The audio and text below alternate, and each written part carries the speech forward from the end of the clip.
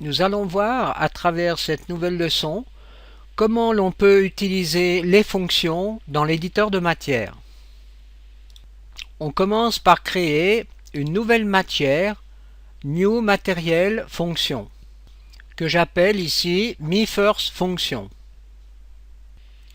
Les fonctions matérielles sont des modules graphiques que l'on va pouvoir sauvegarder et réutiliser avec d'autres paramètres.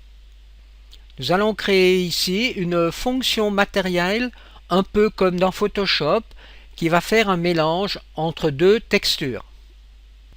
Nous commençons par créer une fonction entrée, New Input Function.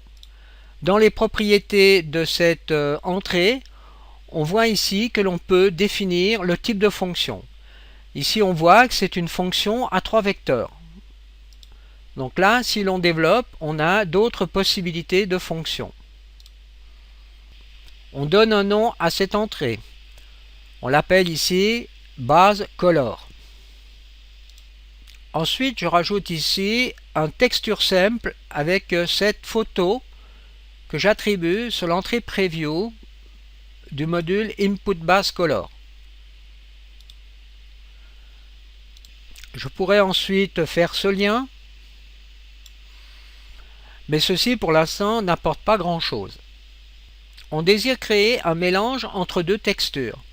Alors je vais faire un duplicate de cette entrée pour avoir une deuxième entrée à disposition que je vais appeler cette fois-ci Layer Color. Et je garde les mêmes propriétés d'entrée. Fonction Input Vector 3.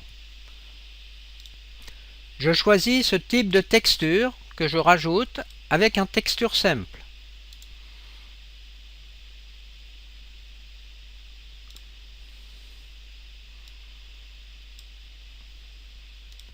Ensuite, je crée une image inverse en rajoutant un module 1-x.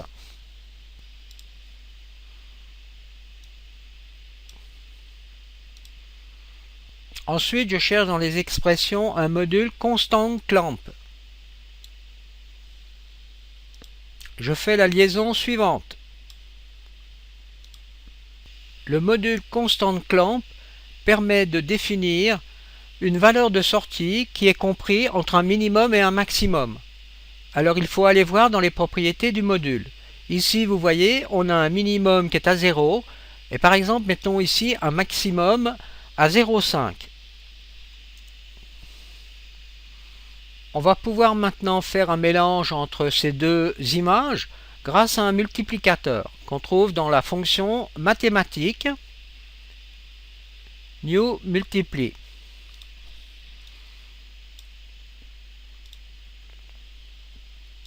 On peut visualiser ici le résultat en faisant Preview Node. Donc voilà le résultat actuellement. On rajoute ici donc un module additionneur et on additionne la sortie du multiplicateur avec l'image de base. Et pour finir cette fonction, il faut encore commander le module de sortie. Alors maintenant, on peut agir sur le mélange à cet endroit en changeant ici par exemple la valeur à 0,6 par exemple. 0,4. Et pour finir, on peut sauver la fonction en cliquant sur la flèche verte. Ensuite, si l'on retourne dans l'explorateur de matière, eh bien on voit ici une nouvelle icône qui s'appelle Matériel Fonction avec le nom MeFirstFunction. Donc c'est la fonction que l'on vient de créer. Alors maintenant nous allons regarder comment l'on peut utiliser cette fonction pour créer une nouvelle matière. Je crée une nouvelle matière que j'appelle fonction basique. Ensuite, je peux faire un drag and drop. Donc, je choisis le module matériel fonction que je place dans la nouvelle matière que je suis en train de créer. Ensuite, il me suffit simplement de rajouter donc deux textures simples qui peuvent être complètement différents et l'on va obtenir le même type de mélange. Voilà donc ici le résultat final.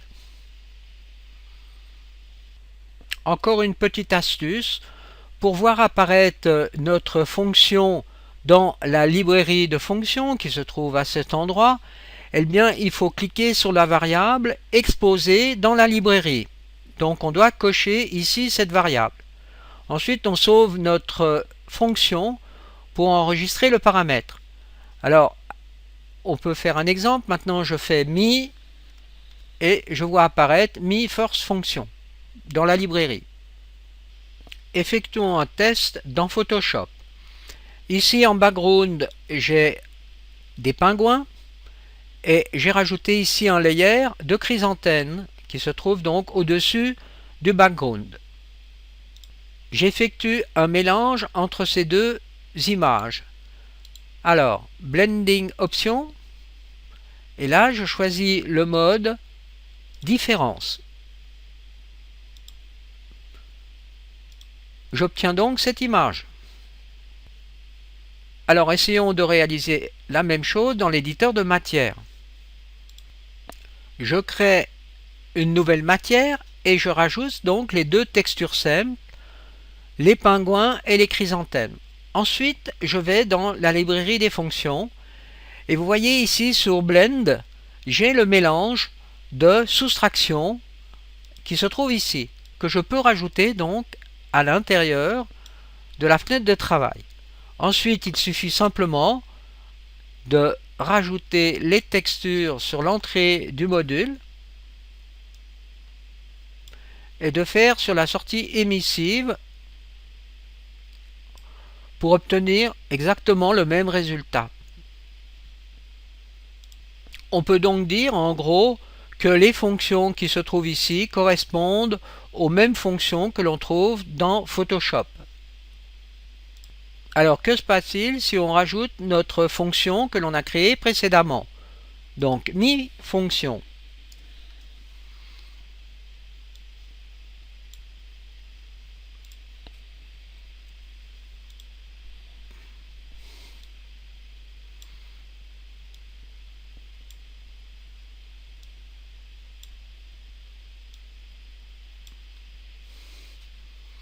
Et voilà le résultat final. Donc on vient de voir à travers cette leçon un aperçu de l'utilité des fonctions dans l'éditeur de matière.